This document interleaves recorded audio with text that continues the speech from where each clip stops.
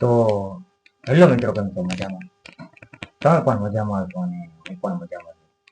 મિત્રો, વાત કરવાની છે આપણે જે એક બે દિવસ પહેલા જે બનેલી ઘટના, જમ્મુ કાશ્મીરની અંદર જે પહેલગામમાં ઘટના બની છે એ ઘટનાને આજે યાદ કરવી છે મિત્રો.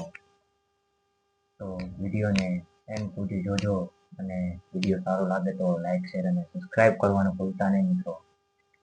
કારણ કે મિત્રો, વાત એવી છે કે હિન્દુસ્તાનમાં એમાંય તે જે આપણો જે ભારતનો નકશો છે, ભારત માતાનો નકશો જે કાશ્મીર એ ભારત માતાનું શિર કહેવામાં આવે છે, કે જે આપણું માથું કહેવાય, મસ્તક કહેવાય એ કાશ્મીર, અને એની ઉપર મિત્રો વારંવાર હુમલાઓ થાય છે. મિત્રો, આ 2 દિવસ પહેલાની જ વાત છે. પહેલગામની અંદર એ કેટલા લોકો 27 કે 28 લોકો શહીદ થયા છે. એ લોકોને ભગવાન મહાદેવ એમના દિવ્ય આત્માની શાંતિ આપે એવી પ્રાર્થના કરીએ છીએ, અને જેટલા લોકો ઘાયલ થયા છે વહેલી તકે સાજા થાય એવી પણ પ્રાર્થના કરીએ છીએ. અને મિત્રો, આ ઘટના કહેવાય કે મિત્રો શબ્દમાં કઈ રીતે વર્ણવી સાહેબ આ ઘટના, કારણ કે મને એક એમ કહેવાય કે એક આમ કેમ વ્યક્તિને સદમામાં આવી ગયો એવી રીતે આખું ભારત સદમામાં આવી ગયું છે મિત્રો આ ઘટના પછી.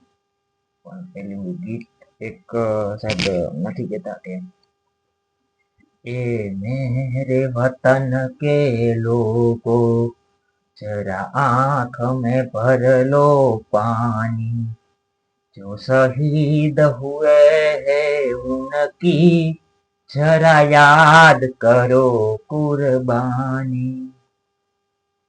તો એક આ નાની કડી રજૂ કરી આપણા સમક્ષ. મિત્રો, આ આગળ વાતને વર્ણવીએ તો મિત્રો, જે મિત્રો ઘટના હતી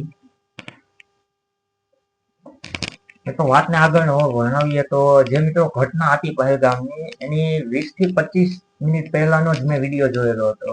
ઘણા બધા વિડીયો જોયા હતા સાહેબ. એની અંદર સાહેબ એવું કહેવામાં આવે છે કે બધા લોકો પર્યટકો હતા. એની અંદર સાહેબ આ જે મૃત્યુ પામ્યા એમાંથી 3 લોકો ગુજરાતના, એમાંથી 2 લોકો જે મૂળ ભાવનગરના છે, બાપ દીકરા, અને એક ભાઈ છે એ સુરતના છે. તેમના પણ દિવ્ય આત્માને શાંતિ આપે ભગવાન એવી પ્રાર્થના. મિત્રો, વાત કરીએ આપણે તો જે ઘટના હતી એનો નજારો હતો, ત્યાં પબ્લિક આમ બધે ફરી રહી હતી. લોકો આમ મોજ મસ્તી કરી રહ્યા હતા, લોકો ફરી રહ્યા હતા. લોકોને ખબર નથી આતંકવાદીઓ મિત્રો જેવી રીતે હુમલો કર્યો, જે સેનાના કપડા પહેરીને મિત્રો હુમલો કર્યો હતો. અને એ હુમલો કર્યો ત્યારે મિત્રો પૂછીને કે તમે કયો ધર્મ છે એવી રીતે પૂછીને મિત્રો એવી રીતે આપણા ઉપર હુમલો કર્યો હતો. અને એવી રીતે આપણા જે ભાઈઓનો જીવ ગયો છે. એવી રીતે મિત્રો 27 થી 28 લોકો મૃત્યુ પામ્યા છે એવી રીતે હુમલામાં. અને મિત્રો એવું પણ કીધું હતું કે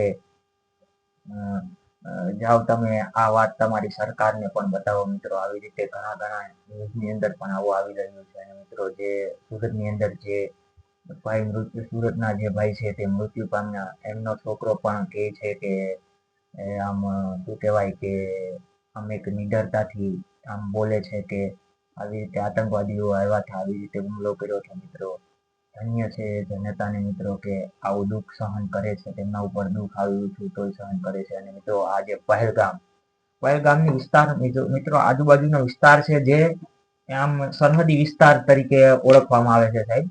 અને જમ્મુ કાશ્મીરની અંદર સાહેબ આ હુમલાઓ વારંવાર થતા હતા. પણ આ જે હુમલાનું આતંક છે એ કનેક્ટ હતું પાકિસ્તાનની સાથે. અને મિત્રો, આ હુમલો થવાનો હતો ત્યારે જે 6 થી 7 લોકો જે આર્મીના વેશમાં આવ્યા હતા આતંકવાદી, અને પછી હુમલો કર્યો હતો. અને મિત્રો, જે આવી રીતે હુમલાની ઘટના બની તે પછી આપણી ઇન્ડિયન આર્મી અને પોલીસ જવાનો પણ આવી ગયા હતા. પણ આ જે હુમલો છે એને પણ ભારત સરકાર પણ વળતો મિત્રો જવાબ આપશે.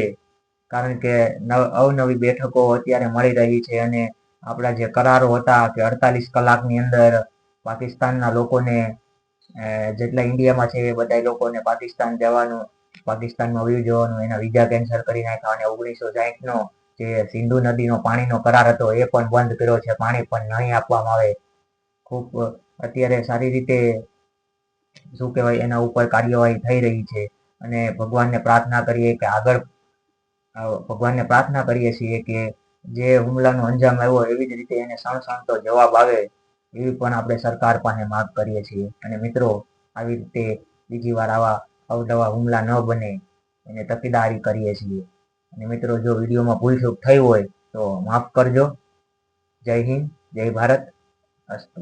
અને આવા જ અવનવો વિડીયો જોવા માટે મિત્રો એટલે કે મનસુખ આર્ટિસ્ટની ચેનલને લાઈક, શેર અને સબસ્ક્રાઇબ કરવાનું ભૂલતા નહીં.